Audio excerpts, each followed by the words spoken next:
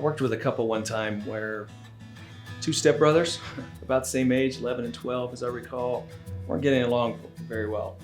And that was where the conversation started. But pretty quickly, we discovered that these two parents, she had brought one and her husband had brought the other child, treated them differently, had different systems of parenting, had a different philosophy, and even reacted to one another's kids differently. One of the things that the mom and stepmom said was, you know, my son, he's 11, he tells corny jokes at the dinner table. When my husband's son does that, my husband laughs. When my son tells corny jokes, my husband gives him a scowl. I can't deal with that very well. It feels like he's treating my kid differently than his. What does that have to do with step siblings having conflict?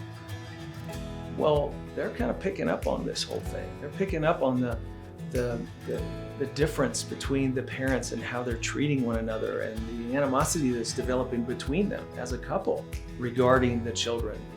And they're sort of carrying that forward in how they treat one another. It's a ripple effect of the couple not being on the same page with one another. Obviously, we've got to reorchestrate that couple's relationship and their parenting. I often say at the intersection of Parenting Street and Marriage Avenue, there's a lot of T-bone collisions. You see, it's not just a parenting moment. It's not just that you laugh at your son and scowl at mine. It's that makes me feel like you don't love my kid, you're not accepting me, which means you're not in support of us. So this just went from a parenting thing to a marriage thing in an instant. And that's what a lot of people experience. And so we got to work on the parenting thing and we got to work on the marriage thing. Otherwise, it can really cause a rift in your relationship.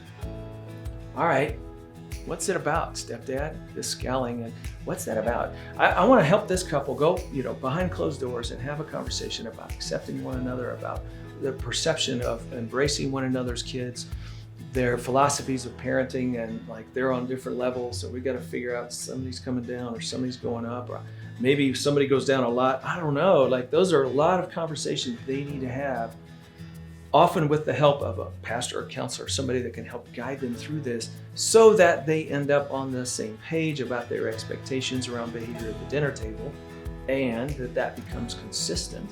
Whether it's my child or your child, we treat them the same with equity. I may not inside feel exactly the same in that moment.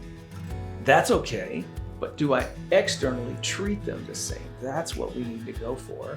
And then ultimately this couple, by talking and communicating and saying, you're right, I'm sorry, I don't mean to mistreat your child. I'm not saying he's a bad kid. I'm not saying in the process that you've been a bad parent. Like all of those things get wrapped up into this. But no, you're right, I shouldn't do that. I'm gonna work on that differently. Now we're opening up acceptance, belonging, identity, togetherness.